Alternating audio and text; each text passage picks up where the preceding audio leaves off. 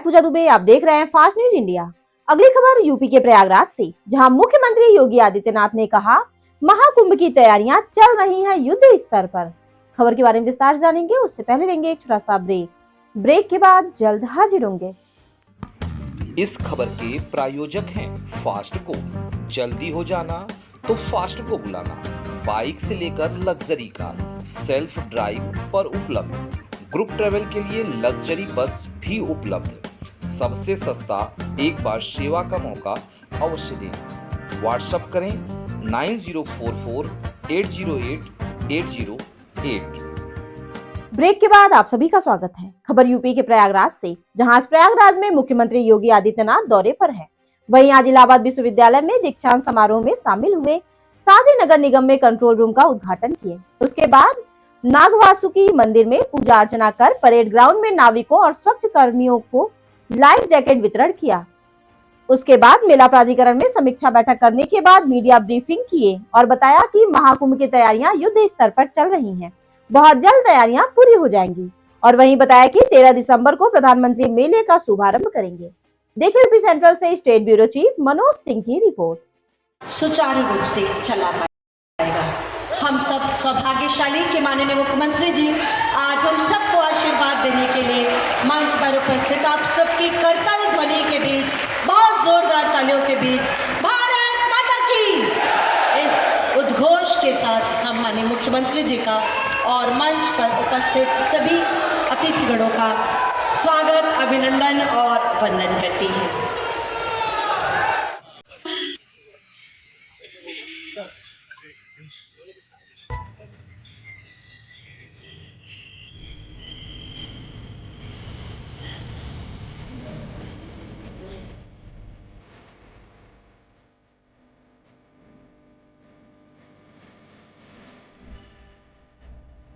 इनके बाद राजू,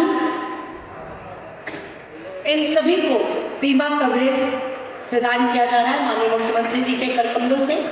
गुड़िया, ये प्रधानमंत्री जीवन ज्योति बीमा के अंतर्गत लाभार्थी हैं। मीना, श्री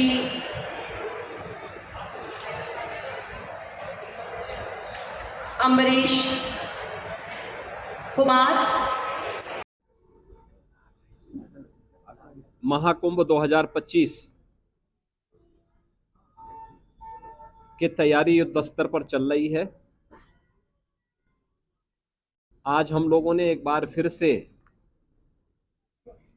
यहाँ पर शासन और प्रशासन के भी उच्च स्तर के अधिकारियों ने आकर के प्रयागराज महाकुंभ की तैयारियों की समीक्षा की है, चल रहे कार्यों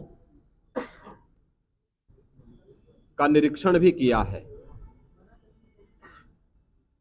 जैसा कि पिछले बार भी मैंने कहा था, युद्ध स्तर पर तैयारियां चल रही हैं। यद्यपि बरसात एक महीने आगे तक चलने के नाते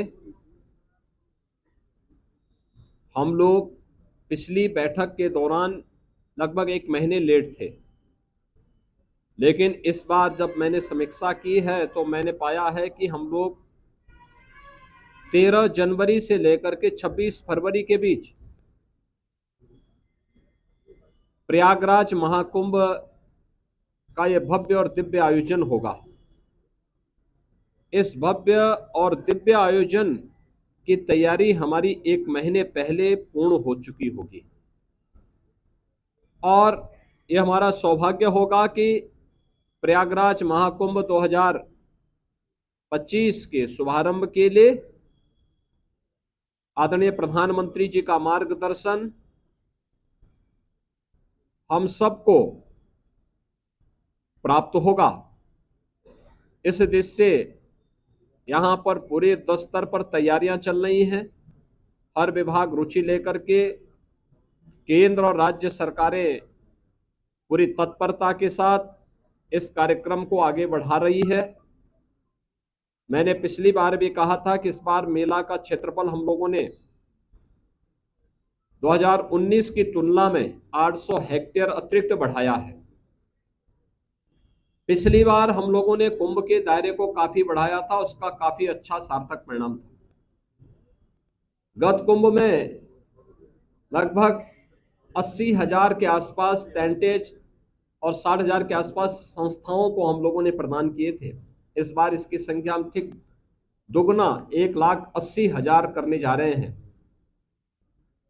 सनातन धर्म से जुड़े हुए और भारत के अंदर भारतीयता की परंपरा से जुड़े हुए और उस व्यक्ति को जो गंगा मैया पर, भगवान प्रयागराज पर आस्था और श्रद्धा का भाव रखता है, उन्हें यहाँ पर प्रयागराज महाकुंभ में आकर के इस पूरी व्यवस्था के साथ जुड़ने का एक अवसर पूरे देश से आने वाले पूज्य संतों को, सामाजिक और सांस्कृतिक संगठनों को यहाँ पे प्रदान किया जाएगा। इसके लिए कुंभ क्षेत्र में भी और सिटी के अंदर भी इंफ्रास्ट्रक्चर के बड़े बड़े कार्य हो रहे हैं।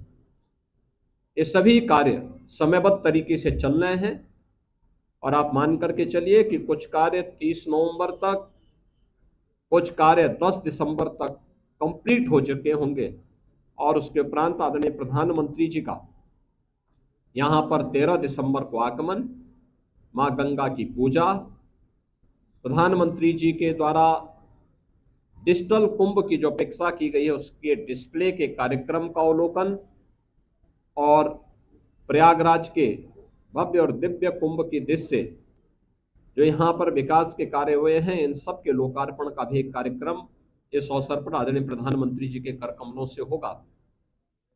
मैं आप सबके प्रयागराज कुंभ के दृश्य सकारात्मक योगदान के लिए आपका धन्यवाद करता हूं और अपेक्षा करता हूं कि कुंभ भर में प्रयागराज की छवि को आप लोग देश और दुनिया के रूप में बहुत ही पॉजिटिव तरीके से प्रस्तुत करके देश और दुनिया से आने वाले श्रद्धालुओं को प्रयागराज आमंत्रित करने के लिए सरकार के अभियान में भी और यहाँ की पॉजिटिव स्टोरी के माध्यम से लोगों को आकर्षित करने में अपना सार्थक योगदान देंगे। आप सबको मैं एक बार फिर से धन्यवाद देता हूँ।